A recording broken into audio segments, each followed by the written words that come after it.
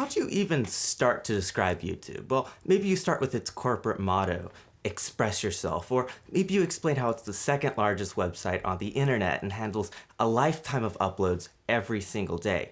You could talk about the culture, the industry, the technology, the list goes on and on.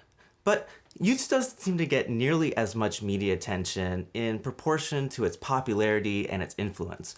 Well, maybe when there's a scandal, but otherwise, it's weird because a big YouTuber could command millions of views within hours.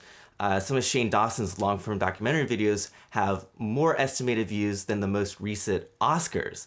But it's a bit like the game industry, which makes a lot more money than film, but does not seem to enter the conversation nearly as much in traditional media. And talking about YouTube isn't exactly easy.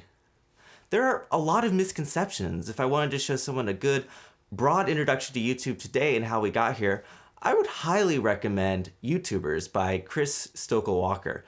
It came out in the UK about a month ago, and it's releasing in the US this week.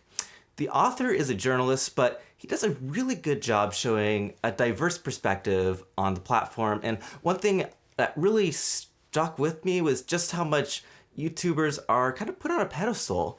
I think that's even a difference between people my age and those just a little bit younger. There's a lot of original research commissioned just for this book. One of the studies that wasn't commissioned but was cited by the book was a survey asking the most desired career among kids from 6 to 17. And the most desired job was YouTube. And we're talking a third of these kids had an interest there. So, I can't really judge. I've been commenting and uploading on this channel since I was 13, but I do think there's a lot of the industry that you don't necessarily see in front of the camera. A lot of being a YouTuber is turning yourself into a brand, and what people see in front of the camera is hardly the whole picture. The fact of the matter is that YouTube is hardly one thing. That's what's always bothered me about phrases like the YouTube community. It implies that YouTube and by extension, YouTubers are a singular entity, and that's just not true and hasn't been even close to true since maybe 2006. You have a lot of people working behind the scenes like editors, writers, multi-channel networks, talent agencies. It really is an industry. So what I really like about this book is that it approaches YouTube as a very complex system with many different stakeholders. The company itself has certain values, the creators have others, and the viewers may also want something completely different. And it's in that tension that YouTube operates every single day.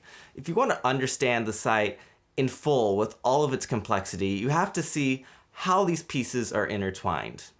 This book is also very humanizing. I've watched YouTube videos for quite a long time, and it's really interesting to hear all of the interviews and personal stories about how the website has had huge effects on real human lives. And I would think if you want to boil down why this work is important, it's that. And this website affects a lot of people, and it's really worth looking at seriously and critically. So I just wanted to make this video to share my thoughts on a book I really enjoyed. I basically couldn't put it down and spent a whole weekend just turning pages digitally. For those interested, I put a link down in the description, as well as a number of chapter excerpts which are available freely online. And if there are any other good books or articles about YouTube or YouTubers you know of, feel free to link them to me in the comments. I always love reading on this particular subject, and I'll see you in the next video.